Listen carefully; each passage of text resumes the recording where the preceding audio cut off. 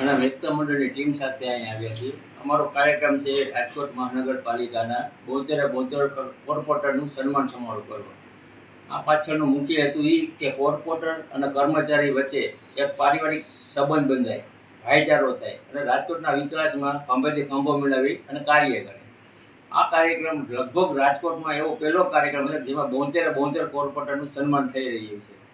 અને આ કાર્યક્રમમાં સૌરાષ્ટ્ર યુનિવર્સિટીના કુલપતિ કમલેશભાઈ જોશીપુરા સાહેબ, ગુજરાત રાજ્યના કેબિનેટ મિનિસ્ટર ઉમેશભાઈ રાજ્યગુરુ સાહેબ, પૂર્વ ધારાસભ્ય સિદ્ધાર્થભાઈ પરમાર, ચેમ્બર ઓફ કોમર્સના પ્રમુખ શિવલાલભાઈ બારાસિયા, પછી દિલીપભાઈ પટેલ, ગુજરાત પ્રદેશ ભાજપના અગ્રણી કશ્યપભાઈ શુક્લ, આ બધા હાજરી આપવાના છે.